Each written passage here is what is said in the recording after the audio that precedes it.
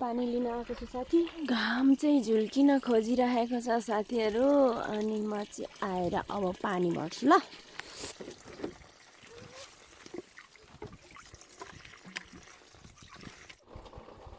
हजुरहरू सम्पूर्ण साथी सङ्गीहरूलाई धेरै धेरै माया, धेरै धेरै सम्झना भन्न चाहन्छु। मेरो गाउँको भिडियो चाहिँ म हजुरहरूलाई देखाउने छु। सबैजनालाई माया गरिदिनु होला। मेरो गाउँ, मेरो घर, मेरो भिडियो। बोतल भर्दैछु साथीहरू, बोतल मैले भरिसकेँ। अब यहाँ डोकोमा लाउनुपर्छ गाइज। टपक टपक टिप्ने, डोकोमा हाल्ने यसरी, अनि बोक्ने, अनि टुई टुई पारेर हिँड्ने हो गाइज। के हुँदैछ, हात त चिप्लिन्छ त हो गाइज। वाटर बोतल पनि कोही छ डेन्जर छ हौ। के गर्नु साथीहरू, गाईलाई खोले पकाउनु पर्छ। पानी चाहिँ फेरि यो उधो पठाउनु पर्छ कि गाई चाहिँ। पानी उधो जाने पानी हो यो, तल्लो गाउँ जाने पानी हो गाई चाहिँ यो हाम्रो। यसरी गर्ने। अनि म आएँ गाइज, गलेँ नि त म थाकेँ गाइज। जाडो छ क्यार्मु। अच्छा बोकेँ है गाइज, मैले बोकेँ। मेरो मोबाइल चाहिँ कता छ हौ, अहिले टिप्नु गाह्रो हुन्छ नि त हौ साथीहरू मोबाइल। त्यही भएर अब यहाँ एउटा जर पनि छ। आम्मामा, म त उठ्नु पो सक्दिनँ क्या हौ साथीहरू, उठ्नु गाह्रो छ है ज्यानलाई।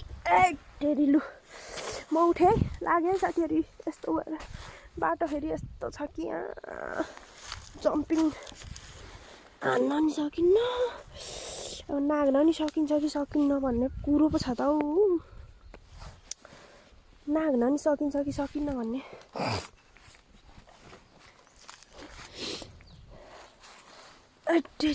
बाटो फेरि यता हो, यता जाडो छ र। यो हाम्रो पारी गाउँ हो साथीहरू। बाटो फेरि भन्नुहुन्छ भने गागर पो छ त हौ, गागर। यस्तो छ। मेरो गोठ चाहिँ यहाँ हो साथीहरू। हजुर ओछ्यानमै रहेछ, त्यही त नि ओछ्यानमै हुन्छ त। आप्पाको पैसा हराएर के गाइस, मेरो आप्पा है उहाँ चाहिँ ससुरा बुवा। मेरो बुढा उहाँनिर कोदो गर्नुहुँदैछ।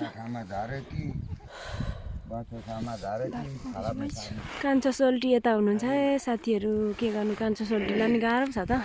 तिखरमा हुनुहुन्छ गाइज, सगरमाथा भन्दा अलिक तल।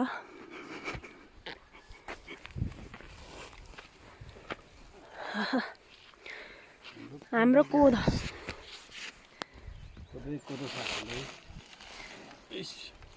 त्यो गर्नु न, म आएको। टिममा आउनु भएको रहेछ।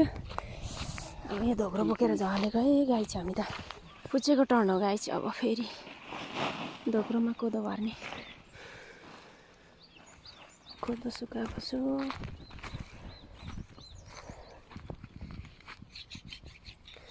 पुचे खुब काम गर्छ हाम्रो। आप्पाले यता भक्काली बन्दै हुनुहुन्छ। यहाँबाट यहाँ आउँदाखेरि सास बढेर म फ्या भएको छु गाइज होइन। फ्या भयो भने म चाहिँ बोल्न छोड्दिनँ गाइज होइन। म अब हजुरहरूसँग आएको छु सुटुनी खन्नु। साथीहरू हाम्रो सुटुनी चाहिँ यस्तो छ है, टानी खन्ने साथीहरू यहाँ होइन। कहिले पुस्तकारी कहिले सुटुनी चलिरहेको छ यसरी नै दिनचर्या गाइज।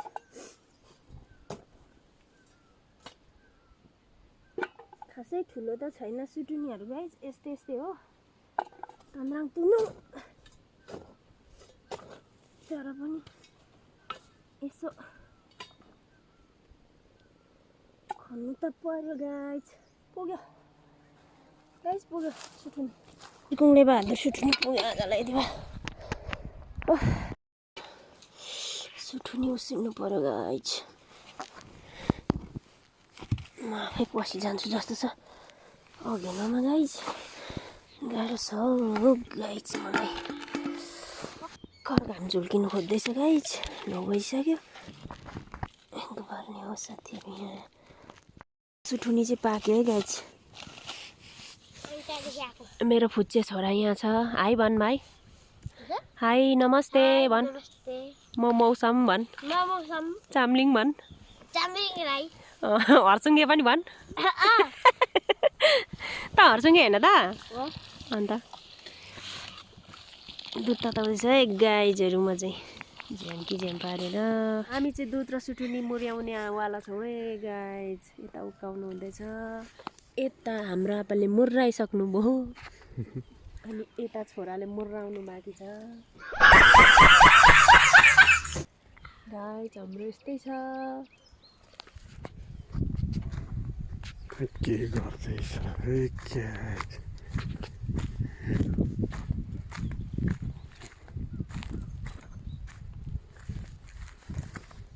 तोरी हाम्रो तोरी गाइजहरू तोरी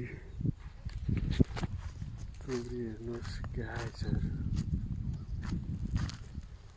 यता कुदको गर्दैछ काम लु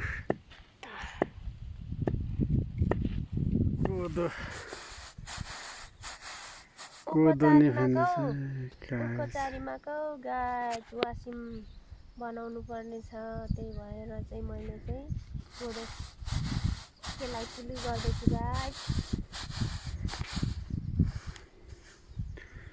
आराखा वासिम चोइदाने के जति बैदाने भन्थ्यो त्यस्तै हो कि गाइज ओडाङो वासिम हिँगे इस्कुस अहिले भर्खर ल्याएको गाईको अर्ग्यानिक दुध सानो पुल्टुके यहाँ गाइज कति मजाको छ हाम्रो बाछो लु गाइज लु पुल्टुकेलाई लु बर है गाइज बर उठी गला त उठी गला है उठ बर गाइज यसको बच्चा हो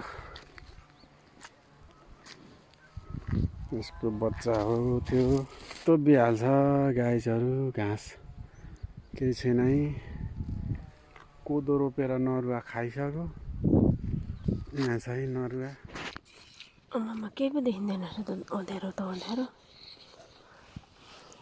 सुमराङ भात खाइँदैछ गाइज अचार हाल त अचारले हाम्रो पासुलाई खोर्सानी कम्ती नै रहेछ त्यहाँ पाकी पुइसक्यो त्यो भने खोलिन्छ भन्छ अँध्यारो छ गाइज